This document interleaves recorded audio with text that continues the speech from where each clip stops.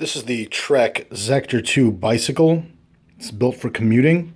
The reason I'm doing this video is when I was researching this, I didn't really see a whole lot online in terms of videos or reviews. I think the only thing that I saw on it was probably at the Trek website.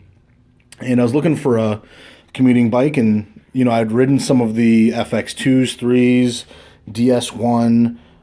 So this kind of struck me as a great, just really purposeful built for what I was looking for it to do. I also rode some, the Specialized Sirrus. I rode the Cannondale Quick, and just one or two other ones, but I like the geometry on this. I like the features on this. It's been riding great so far. I've only had it for a couple days. I use it to commute to and from work. Really only 6-7 miles round trip.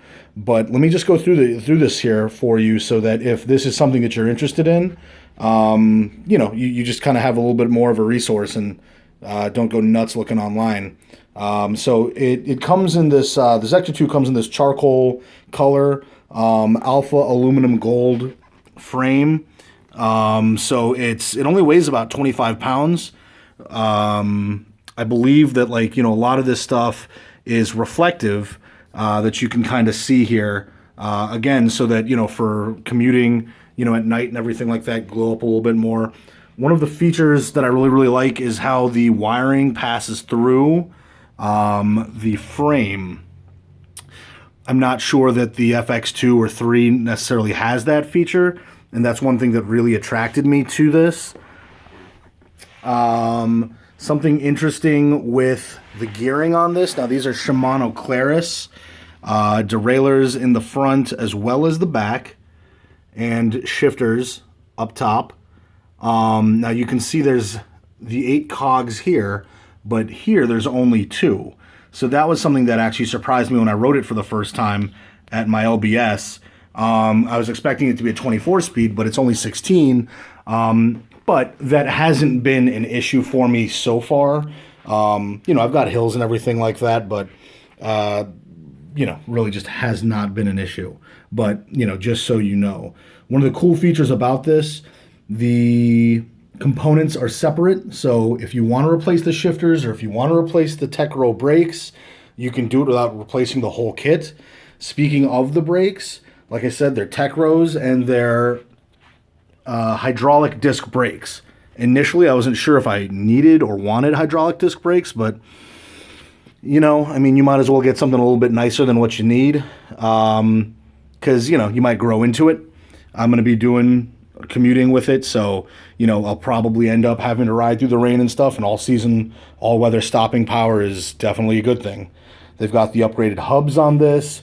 This whole thing is basically built to withstand abuse in the city, potholes, curbs, things like that. One of the real big selling points for me were these Bontrager Hardcase 2 puncture-resistant wheels and tires. They say that it can withstand a beating a little bit more.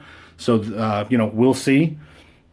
The pedals, I like that they've got the metal cage around them so that, they feel a little bit more quality. The seat is the Bontrager Sport. I've read some pretty poor reviews on this online. We'll see how it adapts to my butt and, if it's worth upgrading or worth keeping. One thing that I definitely will upgrade are these satellite, these Bontrager satellite grips. They hurt my palms, even with 20-30 minutes of riding.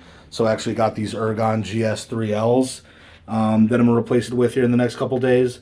I also got a commuting rack. It comes ready with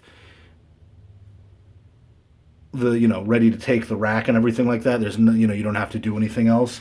It's ready for the rack, so that's a good feature. It's got the Duo Trap Bluetooth. So if you've got that Bluetooth electronic device that, helps you track miles and, the computer to take that, it'll do that for you. And then, I just put the water cage on there and everything like that. So this is the Trek Zektor 2. So far, it rides great. The gears shift really smoothly. Don't really have too many complaints. I guess if I did have any, the Zektor 3 comes in a sick, like, blackout color, which I would love to have for this. And then it's not a carbon fiber fork, but again, I mean, that's probably overkill for someone who hasn't ridden in 10 years. But yeah, I mean, it's fast, it's light, it feels great. You can tell the materials are good. And yeah, so I mean, if you liked the Zektor, sorry, if you like the FX, or you're looking at, like, a Sirrus, or a Quick, I would definitely give this a shot. Your local bike store in the city would probably have it, probably not out in the country because, it's probably not needed for that. But yeah, hopefully this review was helpful for you. And it is my Trek Zektor 2.